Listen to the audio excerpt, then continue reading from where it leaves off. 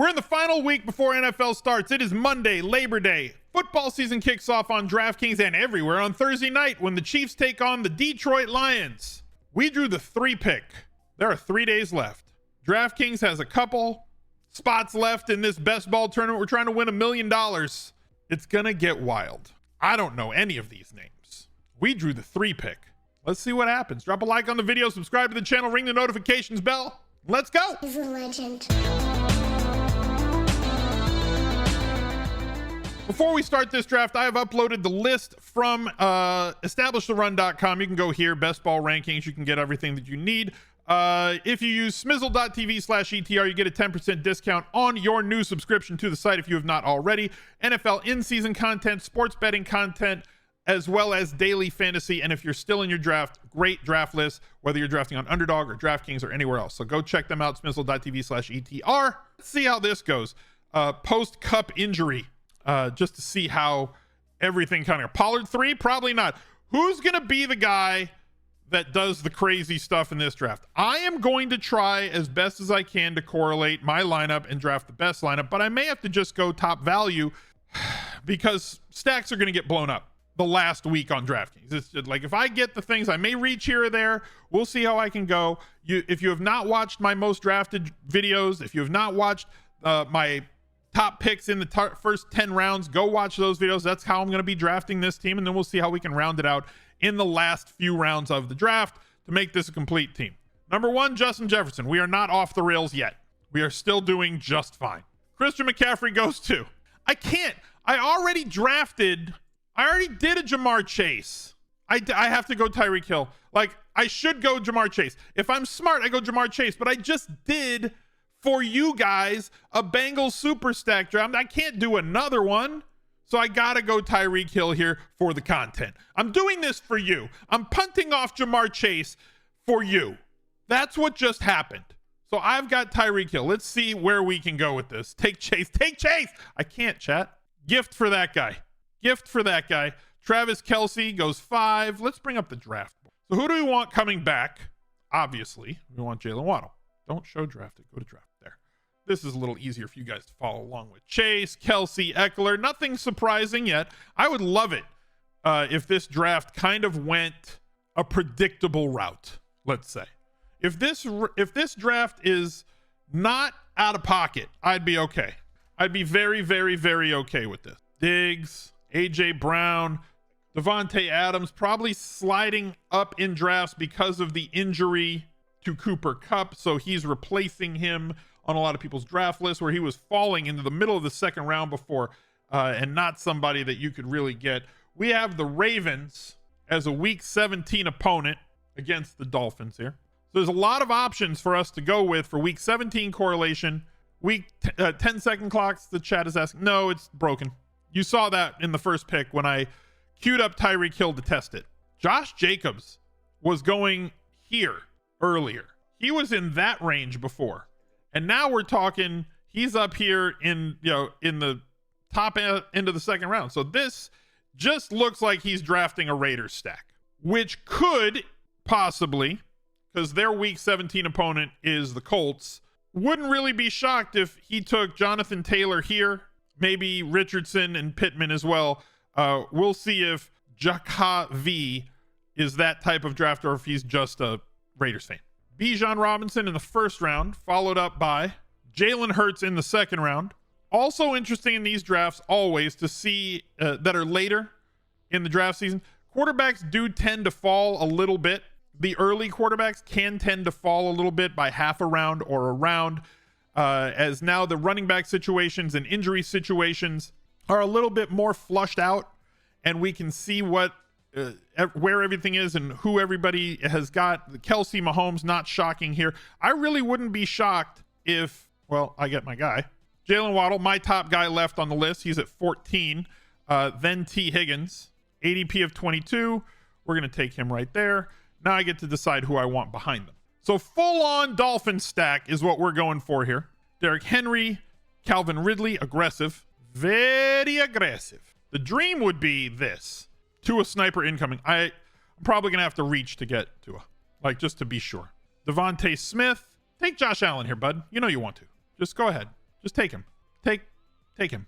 You know, you really should take him. You really should take T. Higgins or Josh Allen. That's the thing that you should do. Or DK Metcalf. That's fine. So we start this draft off. This feels very strong. This feels very, very strong. B. Coonan went for Josh Allen, who I thought could fall here, did not take Higgins, so not building stacks, just going best player available, as many players tend to do who come from a friends and family fantasy football drafting style where they're not really playing tournament best ball all that much, where correlation is definitely key and something that you want to attack for when you get to these playoff rounds, where it shifts from a total points league over 14 weeks to a total points league for 1 week, where it's essentially DFS for weeks 15, 16, and 17, where you have to do different things in order to compete if and when you advance to the playoff rounds. Diggs, Olave, Higgins, 0 RB for Mr. High Rise. Very strong start for him. AJ Brown, Amon-Ra St. Brown. Pardon me. A little cough there. I've got the black lung. DJ Moore in the 3rd. I'm scared of DJ Moore's volume. Mike Williams, Jahmyr Gibbs, pretty standard in this spot. I'm interested to see who Jakavi goes for with this next pick. Does he take Jonathan Taylor and punt off the first 4 weeks in hopes that he is the man again down the road? We'll find out. Christian Watson. Chat already knows my plans. They know. They know what I'm trying to do. They know where I'm going. Mike Williams, the Chargers correlate with the Denver Broncos. That's why I like taking some of these. Lamar Jackson goes at 12. A draft that's all over the place. Took Kupp where he's clearly falling. Chubb, Watson, Lamar Jackson, all disconnected players. Darren Waller in the 4th is something I cannot get used to. I just can't. I was all over. If you look through the content here on the Fantasy Football channel, you'll notice that I have been all over giant stacks late in drafts. Darren Waller was going in the 7th and 8th rounds through most of the summer. He is elevated to like the 5th and 4th round. Like, I can't take him in front of Hawkinson. Can't do it. Let's look at who's available for us. I was hoping, maybe against hope, that we would get Lamar to fall to us here, because the plan from round 1 and 2 was to get Tua, but if I get that amazing drop where Lamar could fall to us, I would have clearly taken him. I'm going to say Debo's my number 1 pick here.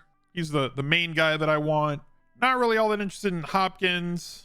London's fine. Probably somebody like Ken Walker the 3rd. There goes Aaron Jones. Christian Kirk. I have a lot of Christian Kirk. I definitely have a lot of Christian Kirk. Either as a standalone or as a part of a stack with Jacksonville. Let's see if we can get Debo to fall. Can Debo fall, please? Damn it. Debo falling there would have been the dream. That would have been a dream start. I'll take Ken Walker the 3rd. I like him a lot this year. I believe I had him as a 5th round pick in the pick video. That's where I was hoping to get him. If Debo fell 1 more pick, that would have been outstanding. The Chase guy's got to take Burrow, right? Here? Like, that, I kind of thought he would take Burrow there. He didn't, and now Burrow's off the board. Hopkins, London, Herbert, Johnson, and Johnson, George Pickens, Deontay. Wow. Get your Steelers running back or wide receivers while they're hot. They are must-have players, apparently, at this point in the draft. And then he takes Strickland. I got sniped on both picks. Both picks got sniped. I feel awful. 51, Aiyuk or Godwin. I'm going to go with Aiyuk. Would have liked Debo. I'm okay with Aiyuk in that spot. Not my favorite, but I don't hate it at all. J.K. Dobbins could have been a pick here, but I don't like to draft more than 2 running backs in the top 100 picks on DraftKings because of the way the scoring is and the way the scoring is done and how much more scarcity there is with top tier wide receivers who can score so consistently every week, where running backs, you know that there's going to be a lot of turnover at that position. There always is. Najee Harris, I have not clicked basically at all this season. I'm not sure if he was on my do not draft list, but I have not drafted him a lot. How early will I have to take Tua to be safe? He's been going around pick 90, so I might have to take him here in the 7th, but I also might not. I don't know if he's going to make it back to 8. So Tua it depends on all these other quarterbacks in front of him, right? As long as this value still stays on the board, like, he's going to stay there. And I think Richardson might go in front of him. You know, we're at pick 60 now. So his ADP is 92. My next few picks, 70, 75. Go. And then 94. So, like, I might take him at 75 just to lock up the stack, even though I could gamble that he's around here still. But there's so many there's wild cards in this draft, and you can see them. You know who the wild cards are at this point, just from looking at this draft. PTFD, 5 wide receivers to start. Very strong start. Cam Akers, Pierce, Cook in the 5th round is aggressive to me. It's very aggressive. I think people are ignoring the fact that Damian Harris sat out most of the preseason. And then as soon as he was back, he was the goal line back with the first team. Lamar Jackson, then Joe Burrow. Why not? Just take all the guys. See, there's wild cards. The Mead is certainly a wild card. Just drafting a team, living his best life. It would be super smart of him to grab Tua without anyone else to stack with him. LOL. Yeah, but again, this is final week drafts on DraftKings. This is the world that we're living in. So do you care more? Are you a slave more to ADP, or do you want to get the team that you want to get? And you have to make decisions like that for tournament best ball, which is opposed to if I was playing best ball sit and go where it's only total points. I want as much value as I can get in every round. I want to squeeze value, positional scarcity. I want to put together the best team I can put together over a 17-week total point scoring situation. Bye weeks be damned to some extent, right? You don't want to post a 0, but I don't care if I have 3 wide receivers on the same bye week in a tournament like that. Weekly winners, you have to make different decisions as well. These running backs are flying right now. This is the only one who's come down because of the first 4 weeks. Breece Hall's fallen to the back end of the 5th round. Addison right there. Williams went high. White went high. Cook went high. People are just getting nervous. J.K. Dobbins right there. I was not going to take Dobbins. McLaurin got a toe injury. Not sure that's the route I want to go. Already have a tight end. Don't need him. Brown, don't love that. Do like Mike Evans a little bit in this spot. I think that's where I'm going to go. We're going to take him. And then this is where I think we kind of have to queue up Tua. Even though it's ahead of Trevor Lawrence on ADP, who's fallen. Remember I said some guys can fall. Watson goes ahead of him. You're kidding me, right? Trevor Lawrence. Then Tua. It queued up Tua first. That's fine. So we took Tua at 6'10 instead of the wide receiver. He'll still fall to it. Mike Evans, is Terry McLaurin enough of a value here? Is he enough of a value here to plug in with the toe injury? I kind of feel like Mike Evans is a pick either if he stays in Tampa Bay or if he gets dealt. And they probably should deal him. Teams hold on to their players trying to win. Being an average team in the NFL is stupid. Being an average team in the NFL is just dumb. It's not a good look. It's really bad. So now let's figure out where we want to go with the rest of this team. We have Aiyuk. We have him. We have Tampa Bay. We have Seattle. And we have our super Miami stack. Hill, Waddle, and Tua. I don't need to go with a tight end because I have Baltimore as a tight end stack in this. The wide receivers that we have left, Flowers, ADP of 70. I don't think he's going to pay that off. Bateman, I love... This shouldn't be... Bateman to me is ahead of Flowers, but it is what it is. And Beckham Jr. There's my week 17 correlation. And based on the way that DraftKings kind of acts, based on the way that DraftKings acts in drafts, not DraftKings, the company, Cortland Sutton a round ahead of his ADP, Sky Moore a round and a half ahead of his ADP. The toe injury is going to determine McLaurin's value. JSN, his ADP has kind of dropped to that spot. Connor, Pacheco, plenty of running backs that I can draft. I know that you guys are starting to get nervous. Plenty of running backs. Let's see who the wild card takes. Kyle Pitts, don't hate that. Yeah, a little 6 wide receiver run. There goes Zay Flowers. I think Zay Flowers is good. I really do. There's the Richardson pick. Taylor, Richardson, Adams, Jacobs. So Jaka is a knower. He knew what he was doing, what he wanted to do in this draft. I'm assuming Pittman would have been his pick here and then Richardson behind him, trying to garner that week 17 game stack in this spot. I'll be interested to see if he goes with a couple of Denver guys behind, just for correlation's sake with his primary quarterback in Justin Herbert. Antonio Gibson, Montgomery gone. I have a lot of Montgomery. There's no running back in this range where I feel like if I don't get him, I'm screwed. And there's plenty of guys available on the board. Jerry Jeudy falling because of the injury. We're at pick 91. That's a lot of picks behind. Moore at 98. Prescott, pick 94. I'm probably going to go Bateman with this pick. I'm probably going to go Bateman here. Jerry Jeudy, the value comes off the board there. He fell enough in the eyes of Gibson still goes over Robinson 95% of the time. He does. And it could be right. I can't predict the future with 100% accuracy. That could be the right play. I don't feel that it is. It's been a mistake in years past. We you know, as a fantasy football drafting community, you should be drafting for upside.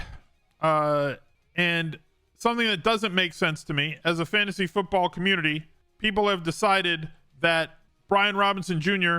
does not have any upside. That seems absurd. That does not make any sense to me. Alvin Kamara, missing the first 3 weeks, but 20-something picks behind ADP. That seems aggressive on Herbert. His ADP is way higher than 90s. OBJ, no, I have enough. Marquise Brown, now I'm going to get Brian Robinson Jr. There's my second running back in the top 100 picks. So our team through the top 100 picks is Tyreek Hill, Jalen Waddle, Mark Andrews, Ken Walker, Aiyuk, Tag, Evans, Bateman, Brian Robinson Jr. My two running backs are not prototypical DraftKings running backs. Neither of them has super involvement in the passing game. They're not high floor running backs from a target point of view, but they are every week running backs who have massive touchdown upside and I believe are going to be very solid over the course of a season-long situation. Both are playable from week to week on DraftKings if you're playing daily fantasy. And yes, typically I do tend to go after more pass-catching running backs. I have a lot of James Cook. I have a ton of Rashad White. I'm off of the injury guys. I love the talent with Breece Hall. Absolutely love Javonte Williams' talent. But like, I am trying to be disciplined and not draft running backs in their first year back from a knee injury. Jamal Williams going at the 9-9 spot. Quentin Johnson, reports from camp that he has not beaten out Josh Palmer. Fun to see a draft going semi-normal. Yes. Mostert at the back of the 9th round. People are aggressive. People are very, very aggressive. Marvin Mims in the 10th round. All the hype beasts for the Mead. Who do people like right now? I'm going to take him at, pick 105. Marvin Mims Jr., ADP 140, 105. Mostert 170, 105. All the aggression. I got to think that Schulman was hoping that Njoku would fall to him here to go with his Watson Cooper stack. He did not. Jaka with Jacoby Myers building out his week 17 around Raiders, Indy. I have a few drafts like that you guys have seen. Wilson, Aiken, or Hurts, so Mostert's the only healthy running back right now? Yeah, for a week and a half. It's funny because remember before last season when we were drafting Mostert late in drafts? That was like my late round click every single draft as an RB5 or RB6. How can you draft Mostert? He just gets hurt all the time. Now he's the healthy one. How the turntables. Let's set up our next pick. Romeo Dobbs just went there. I got to keep this up here because otherwise I don't know when it's my pick. So at pick 118, remember I told you there were plenty of draft picks. I'm going to go with Warren. I know that he's only a 40% guy right now, but I think that he's a 40% guy with massive upside. Jalen Warren is to 2023 what fantasy football best ball drafters specifically have wanted Antonio Gibson to be for the last 3 seasons at a 30 pick discount. Jalen Warren is in that role that we're ascribing to Antonio Gibson. And if the guy in front of him gets hurt, just like if the guy in front of Antonio Gibson gets hurt, he turns into this 75% of the snaps and touches back with burst and upside and passing game involvement and floor and inside the 5, all of it. But you're getting him at a 30 pick discount from Antonio Gibson hype beast. And maybe at this point, Warren is a hype beast because he was going at the 140s a couple of weeks ago. Now he's up to the 115, 120s. But I'm going to get one of the two guys I want. I'm going to go with Jerick McKinnon. McKinnon or P. Ryan? I'm going to go with P. Ryan here. I have a lot of McKinnon. I'm going to go with P. Ryan in this spot. And just like that, after not drafting any running backs early, as is my norm usually, specifically on DraftKings, we click 3 straight running backs. The first 2 I mentioned were not high floor backs, not involved in the passing game. Now I have 2 guys that have major upside. I think that P. Ryan's going to be somebody who garners a lot more snaps and touches than what people have historically been used to from him when he was on Cincinnati. This is no longer a team that just had him on their team for depth purposes. This is a team and an offense and a coaching staff that went out to go get him because they thought that he would fill a very specific role. And historically, Sean Payton's offense has used 2 running backs very, very fantasy friendly, in very fantasy friendly ways. And they actively went out to go get P. Ryan. Warren, I already defined how he is going to be utilized right now. I think he is going to be the long down and distance, third down back in Pittsburgh.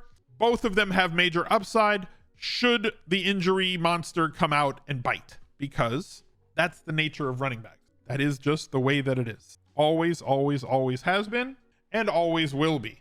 Kincaid in the 10th round is interesting. Let's look at a few of these other ones. Valdez-Scantling, Laporta in the 11th, Montgomery, St. Brown. I'm assuming Goff here. I'm going to assume this is a Goff pick in round 12. I'm just going to go out on that limb. We'll see after wildcard picks.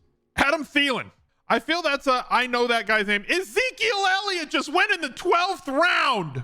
Welcome to Labor Day drafts on DraftKings. Jaka takes Pierce about 20 picks ahead of ADP, but it fits his stack. Goff very predictably goes at the 12-4 spot.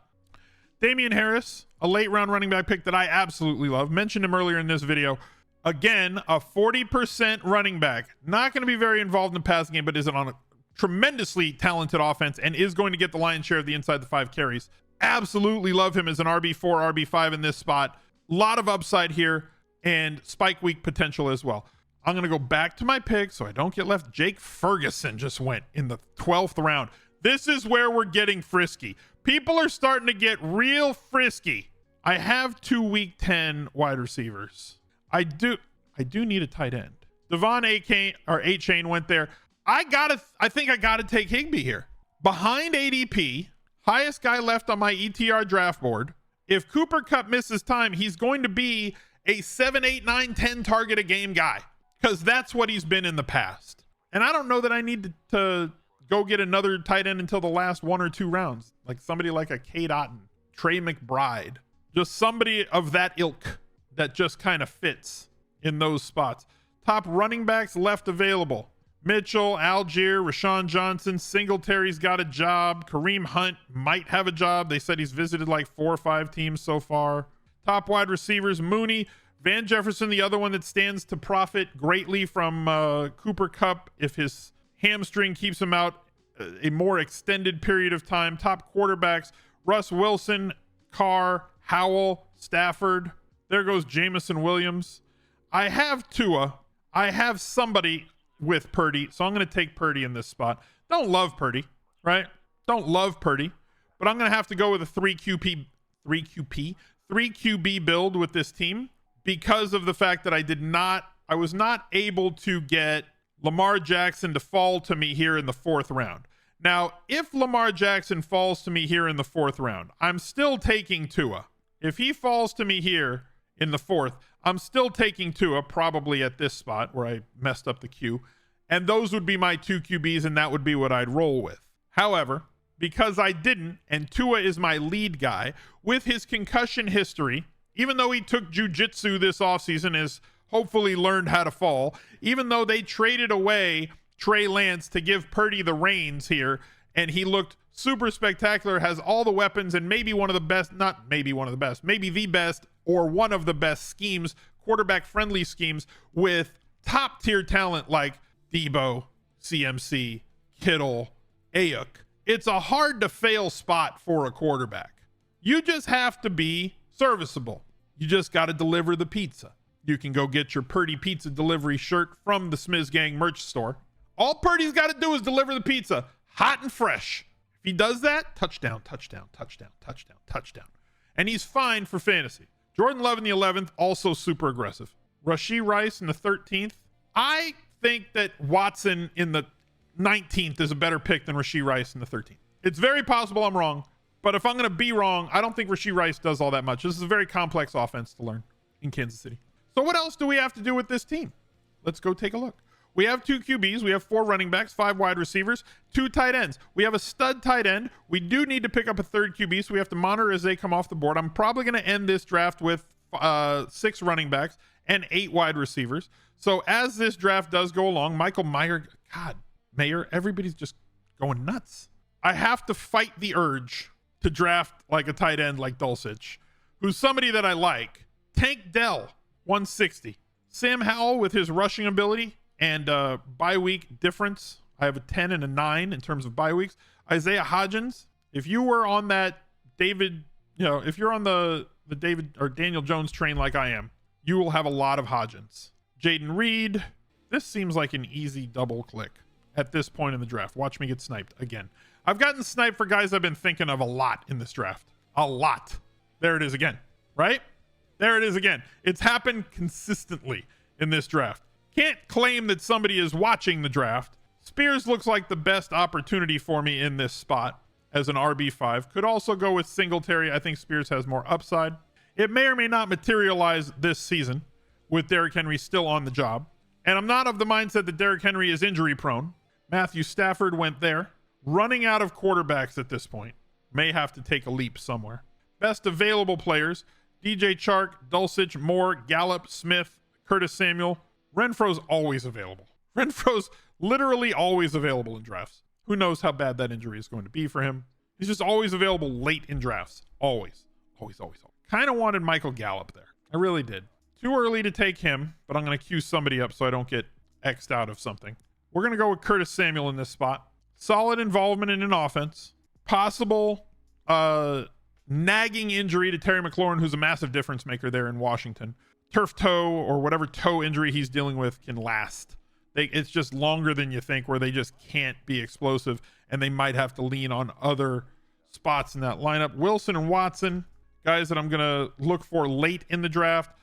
Mentioned a couple of tight ends that I was looking for late in the draft. These are the two values. They won't be there for me. If they are, I'll probably take one of them. Taysom Hill.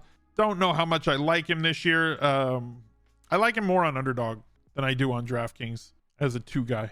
I know that seems strange, but because of DraftKings full PPR scoring and possible 100-yard bonuses, and the half PPR difference between underdog, I'm more likely to draft somebody like Taysom Hill on underdog than I am on DraftKings. I feel like guys like Cade Otton and Trey McBride can make up the difference and be more viable on a week in, week out basis than Taysom Hill, who is very possible that he has a spike week here or there. Lineup situation: 2 quarterbacks, 5 running backs, 6 wide receivers, 2 tight ends. My standard build is 3-6-8-3 is my standard build on DraftKings. And I'm willing to, I'll vary from that based on roster makeup. If I spend on an elite QB, and if I get another QB that I know I've got correlated, yeah, I'm likely to not take another one. It just moves it up. You can't see the players anymore. You have a lot of Samuel, Parker, and Renfro late? Yeah. Parker, I have a lot of Parker late right now. They paid him way too much money for him to be drafted where he is. There's not a ton of upside there, but he could just be that guy that consistently gets you points and fills in spots where your wide receivers 1 through 6 or 1 through 7 may not have a good enough week, and he gets you 11 fantasy points. There's going to be a lot of 11-point weeks from him this year. DNA, first time chatter, says good luck. Nice lineup. Thank you. I appreciate it. Thank you for being here. If you guys are unaware, we're live on Twitch a lot of days during the week. 4 or 5 days during the week during NFL season. This season's been 6 days a week. In previous seasons, drop by the stream. It's much easier to get to know you on Twitch than it is in the comment section here on YouTube. And join our Discord as well. Smizzle.tv/Discord will take you to that. If you're a channel member on the main channel, this is the Al Smizzle Fantasy Football channel. If you go to my main channel and become a channel member there, you get access to the VIP rooms in our Discord, where all of our Twitch subscribers and YouTube channel members coexist and try to come up with the best strategies, whether it's for best ball, daily fantasy, football, golf, MLB, anything, as well as just kind of hang out and have a fun, nice community of adults that chill and watch football together on Sundays. 6,000 plus members strong, especially during football season. Miller going in the 15th, followed by Slayton, Hubbard. There goes Hunter Renfro. We have 5 picks remaining, and so much came off the board early that I wonder what's going to be left late in this draft, because people have been reaching all over the place during this draft. And now we've got guys, we're at pick 185, and because of all the reaching, Irv Smith Jr., ADP of 171, Dawson Knox, 177, Jimmy G, 179. A lot of players that provide a value late in drafts still sitting on the board. I'd like to get a third QB. I don't know that I'm going to force one, though. If one shows up, if Jimmy G makes it here, I might just take Jimmy G, even though I have no Raiders on this team, just to provide cover for Tua and Purdy to allow me to have that third guy. Even with no correlation, if that happens at value, I'm totally fine with it. Yes, I could probably get Mac Jones and somebody. Yes, I could get Tannehill, who has a little bit more rushing upside, but like, you know, or go for the late Baker Mayfield, Kate Otten stack. I do have Evans, but like, I don't think that he can do it. Puka Nacua, usually a last round pick, goes there. Pick 195. I am going to take Wilson here ahead of ADP. I like the upside with Michael Wilson. I've made many references to the Cardinals, A, being on tank patrol this year, and B, having the Lollipop Guild at wide receiver with Marquise Brown and Dortch and what's his name? Damn it. Why does he escape me? He's short too. Short, fast guy. Rondale Moore, thank you. None of them, like, they could play in a 5'8" and under basketball league and they'd have room. So like, Wilson's the only dude that's tall enough to ride this ride. Jaka hates my guts right now. Sorry, dude. At this point in the draft, I told you, late in these drafts, I'm looking for value over correlation a lot of times.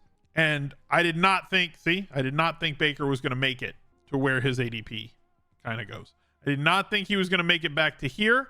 So now it comes down to, do I want the guy that's a value to me in the 190 range, who's 10, 15 picks behind his ADP, as opposed to reaching 10, 15 picks above ADP for a bad player? On Underdog, you stack the Giants and Tennessee. I have a lot of Giants stacks. I prefer them as a secondary. I really, really like elite quarterback. That's just become my more along the lines of my strategies in best ball, specifically best ball tournaments, the last few years, because there's just so much value, A, in correlation, and B, in superstar wide receivers. And the top tier quarterbacks pull so much further ahead than in previous years. If you were to look back, go on like Pro Football Reference and look at the fantasy spread between the number 1 quarterback and the number 15, 16 quarterback. 10 years ago, there wasn't that big of a difference. We had maybe one guy, you know, like Drew Brees with over like 5,000 yards. That was about it, right? Then like Tom Brady would do it like one season, and then Peyton Manning would do it like one season. But they were throwing, like, the league leader would throw for 30 to 35 touchdowns. There was not that much running involved in 2010 to 2015. There weren't running quarterbacks. Like, Tebow was a thing once, but like even he couldn't pass. Now you have these hybrid quarterbacks, Jalen Hurts, Lamar Jackson, guys that can get you 60, 70 rushing yards. But Patrick Mahomes, his ability to run is tremendous. Like, he's not going to run like those other guys. He's not going to run like Fields. He's not going to run like Hurts, but he adds enough with his legs. And then the guys who are pocket plus passers like Burrow and Herbert add touchdowns on the ground, that now the league leaders throw for 5,000 yards regularly. And the league leaders throw for 35 to 45 touchdowns regularly, or they throw for 25 to 30 and run in 10. So now the gap has widened so much between the tier 1 and tier 2 quarterbacks to the tier 4 and 5 quarterbacks, where it was not a thing before, that now getting those guys in the first 10 rounds, and somebody who I've highlighted more recently is Anthony Richardson, who I locked in on the last month once he kind of looked like he was going to secure the job. I didn't want to fall into that, you know, banana in the tailpipe Trey Lance situation that we fell in when he was a rookie, where we expected him to get the job and he just was never good enough to get the job because of what he could do when he got the job for us, for our teams. Hayden Hurst goes there. Hardy, I'm going to take Watson. Hopefully, oh, there goes Kate Otten. Hopefully I get McBride here. If not, it's not that big of a deal, but like, I would like to get the guy that I want. There are other guys like him who I could get later. But it's definitely become more of a thing that mid to elite quarterback, you know, quarterbacks between rounds 4, 5, 6, 7 have been the ones who have won you leagues more often than in previous years. And the guys who have done it more recently, let's ping a few running backs here. Kyron Williams, Kareem Hunt, in no particular order. Foreman, Chris Evans, Pierre Strong, who is now in Cleveland, previously of New England, and Evan Hull would be my last round guys that I'd be most interested in this spot as they come back to me for our final pick. Thoughts on Keontae Ingram as the last pick? He's fine. They're all lottery tickets. If you're drafting running backs in rounds 19 and 20 on DraftKings. You're drafting lottery tickets. So put yourself into that mindset that I'm drafting a lottery ticket. What is my thesis and what is the upside here? Because you want somebody who can pay off and pay off huge. Kyron Williams, one of the guys that I just pinged, gone. My philosophy is that the Rams don't like playing rookies, no matter how talented they are or how much they fit into their system down the road. But they could be a team that sells off. Shockingly, I looked this up yesterday. The Rams have all their 2024 draft picks, and they could be one of the worst teams in the league.